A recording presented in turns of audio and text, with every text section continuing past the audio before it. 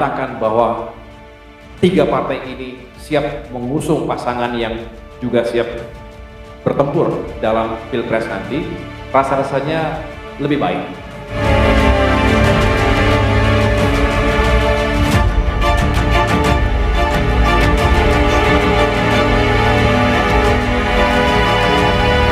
Yang menjadi korban adalah rakyat. Demokrat, stay strong. Yang semuanya. Apakah semangat kesegeraan ini satu nafas dengan kekhawatiran terjadinya upaya penggagalan koalisi perubahan dan juga pencapresan Mas Anies Rashid Baswedan? Bisa jadi. Saya tidak ingin terlalu berandai-andai, tetapi saya kembali kepada tesis dasar. Logikanya adalah dengan semakin cepat bersatu, terintegrasi, baik sistem maupun orang per orang, maka harusnya seiring dengan tingkat atau kans kesuksesan yang lebih baik. Sebaliknya, kalau kurang waktu, rasanya juga kita harus bekerja jauh lebih rumit lagi. Saya tadi berkelakar sekaligus menjadi pengingat kepada kita semua, Indonesia itu luas, bukan negara kontinental yang bisa ditempuh dengan perjalanan darat saja. Seringkali lewat udara, seringkali lewat laut, dan penduduk kita besar. Pemilih kita 200 juta orang. Berusaha untuk mendapatkan 1% saja, artinya memenangkan 2 juta suara. Sedangkan nanti masa kampanye hanya 75 hari. Tidak cukup. Tadi diamini oleh teman-teman KIB, rasanya 75 hari itu tidak cukup jika kita punya harapan besar menjangkau masyarakat kita di seluruh pelosok Indonesia. Tentu tidak berbicara hanya yang ada di Jakarta atau kota-kota besar lainnya. Dengan demikian, perlu mesin yang bekerja dengan sangat efektif. Partai-partai politik sebagai pengusung, insya Allah pada saatnya, itu juga harus menjalankan manajemen krisis, manajemen kampanye yang juga modern, tapi mengakar betul di masyarakat dan konstituen kita. Segala upaya masih terus dilakukan untuk mendegradasi. Dibuatlah framing bahwa nggak akan jalan, nggak akan berlayar koalisi perubahan. Udah pada saatnya akan mati dengan sendirinya. Jadi insya Allah kalau kita semakin solid, semakin segera bisa menyatakan bahwa tiga partai ini siap mengusung pasangan yang juga siap bertempur dalam Pilpres nanti, rasa-rasanya lebih baik, jauh lebih baik. Dan kita bisa bekerja secara lebih giat lagi dan lebih terukur. Sampai dengan hari ini kami masih menghadapi PK, peninjauan kembali KSP Muldoko di Mahkamah Agung. Mungkin teman-teman juga banyak yang bertanya bagaimana perkembangannya. Benar bahwa yang akan diputuskan nanti oleh MA itu akan sangat menentukan bukan hanya nasib Partai Demokrat tetapi juga demokrasi di Indonesia, juga menentukan hidup dan matinya akal sehat dan hati nurani di negeri ini. Izinkan saya menjelaskan. Saat ini akan segera digelar persidangan di MA terkait dengan PK KSP Muldoko tersebut.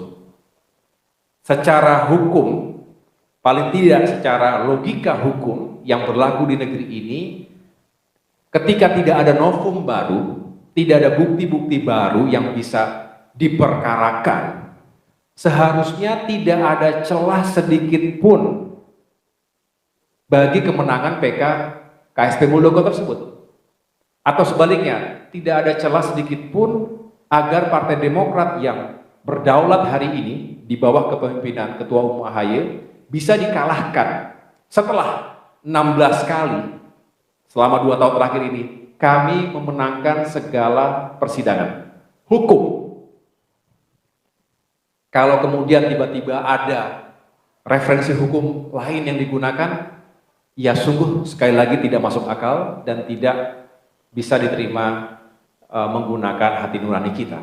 Oleh karena itu tentu kami dengan rendah hati tetap memiliki keyakinan bahwa para hakim yang kami muliakan di Mahkamah Agung juga memiliki rasa kebenaran dan keadilan di atas segala-galanya sebelum pada akhirnya memutuskan PK KSP Muldoko ini. Kami yakin beliau-beliau semua juga akan tergerak bahwa pada akhirnya kebenaran dan keadilan itu harus tegak di negeri kita. Walaupun catatan kita semua bukan hanya pemerhati hukum di negeri kita atau keadilan negeri kita. Kita tahu dalam tata kelola hukum ya, di Indonesia ini juga tidak luput kejanggalan-kejanggalan yang tidak masuk akal. Contoh ketika itu diputuskan penundaan pemilu oleh Pengadilan Negeri Jakarta Selatan. Yang kemudian ya kita punya reaksi, rakyat bereaksi, apa iya setelah ada situasi tertentu kemudian menyatakan bahwa ini harus ditunda pemilunya.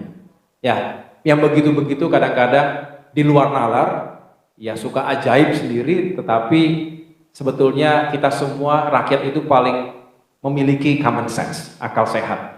Jadi oleh karena itu harapan kami tetap bahwa proses PK KSP Muldoko ini bisa kembali diletakkan pada hukum yang berlaku, akal sehat, kebenaran dan keadilan. Kami siap menghadapi itu semuanya.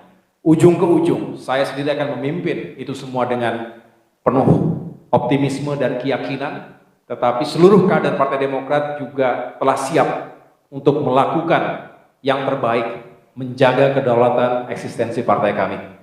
Mengapa? Turunannya juga harus kita antisipasi. Jika Demokrat kemudian bisa dirampas begitu saja oleh seseorang yang berada dalam lingkar kekuasaan, lalu apa yang terjadi dengan yang lainnya? Apa karena Demokrat sebagai oposisi? Apa karena Demokrat saat ini sedang serius membangun koalisi perubahan? Ingat, di negeri kita panglimanya adalah hukum, bukan politik. Ketika ada penguasa atau mereka yang berkuasa saat ini menggunakan hukum sebagai instrumen politik, baik dalam konteks obstruction of justice, melindungi mereka yang dianggap satu bagian dengan mereka, dengan penguasa, atau abuse of power, menggunakan kekuasaan sewenang-wenang untuk menghabisi lawan politik dengan cara apapun, termasuk melalui PK KSP Muldoko ini, maka sama saja sesungguhnya penguasa politik telah menggunakan instrumen hukum untuk menghabisi lawan-lawannya. Ini tidak sehat, ini berbahaya, dan ini akan mengusik rasa ketidakadilan kita semuanya. Saya yakin rakyat akan tidak terima dengan yang begini-begini. Mohon maaf saya agak panjang karena ini juga berkaitan apabila Demokrat dianggap bisa dirampas begitu saja, sudah bisa dipastikan pemilu akan berlangsung secara tidak fair, dan mohon maaf, lagi-lagi yang nanti akan menjadi korbannya adalah rakyat kita semuanya. Demokrat, stay strong, siap semuanya ya.